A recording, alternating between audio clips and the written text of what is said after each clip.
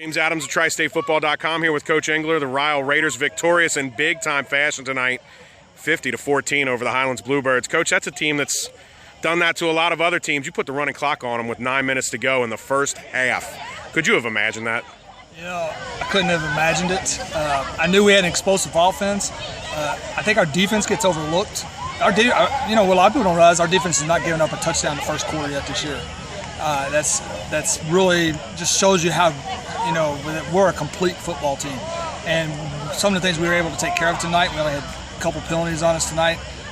We had a problem with that the first couple games, and we took care of that. We took care of, we were able to overcome. I think the leadership of this team is unbelievable. I mean, Jake Long, we lose him last week to a bad knee injury, and yet when he wasn't at rehab this week, he was at practice cheering on his fellow players. He was here tonight, honorary captain for the game, and he was probably the loudest guy on the sideline tonight. And that just shows you the leadership of this senior class and the fun that this team's having. I mean, we're just having a lot of fun. Well, I mean, you got to have a lot of fun. 28-0 at the end of the first quarter. You talked about the defense. There were a couple times where I thought Highlands was running screenplays. They were not. Your D-line was just eating their O-line up that strong. I mean, what do you attest to? I'm watching the Highlands quarterback, and he's got nowhere to go in any direction. I got to give credit to Jared Babick, our strength and conditioning coach. We had a great offseason. We are much bigger, stronger, and faster than we were my first 2 years here. And we had good football. We were a pretty good football team last year. But the off-season program, we were dedicated to. Had to get stronger, because last year when we played against Cooper and Simon Kenton and those teams, they were just bigger and stronger than us up front. And we made the commitment over the off-season that we were going to get stronger, and we did. And I think you're seeing it. It's paying dividends. We got some tough games down the road, though. I mean, we still got to play Cooper, and still got to play Simon Kenton, and those are going to be tough football games.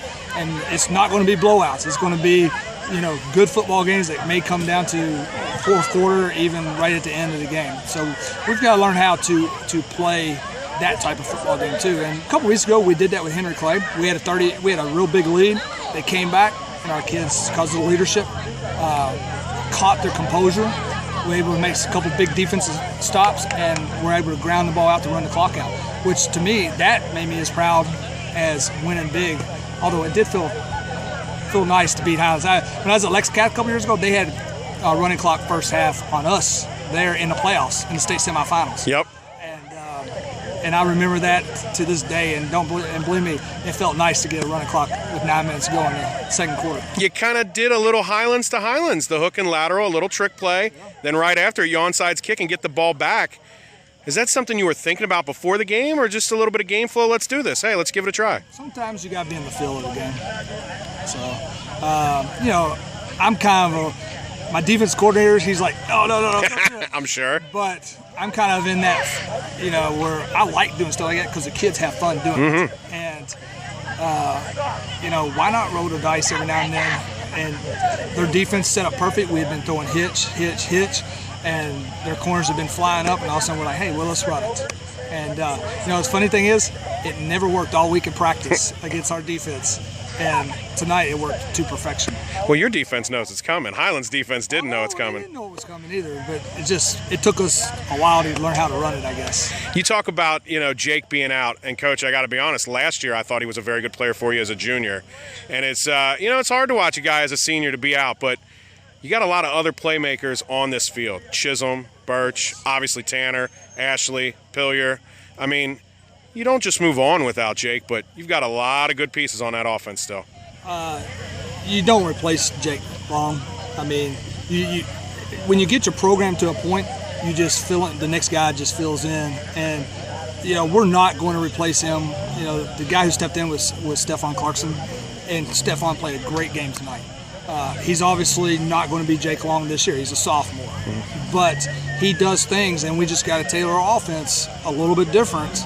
We're not going to be able to run some of the stuff we ran with Jake, with Stephon, but we're going to be able to run other things that Jake was not very good at with Stephon. So you just kind of got to, maneuver that around. We also tinkered with having both Birch and Chisholm in the backfield at the same time, or in the game at the same time, which we did that quite a few times in the first half. So you gotta move on because it's football.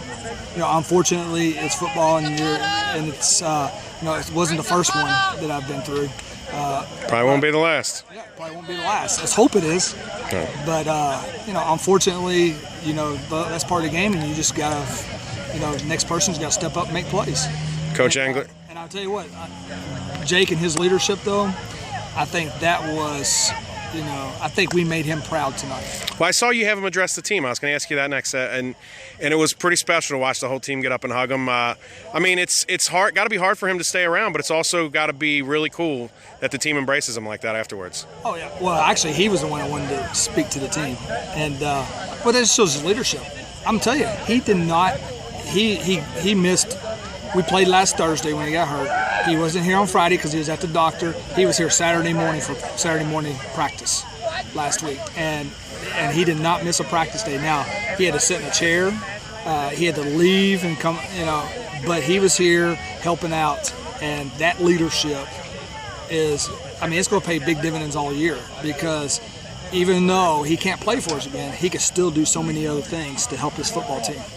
And my heart goes out to him, to be a senior and not get to finish your senior year on the field, but he's still as big a part of this. He's as big a part of this win tonight as Chisholm or Tanner Morgan or Parker Bezick or Chase Ross or Colin Dimitrakis or any of those guys. Just by his leadership. Coach Engler, congratulations on a great win tonight. Thank you. Good luck next week keeping that 4-0 undefeated season going. All right, thank you.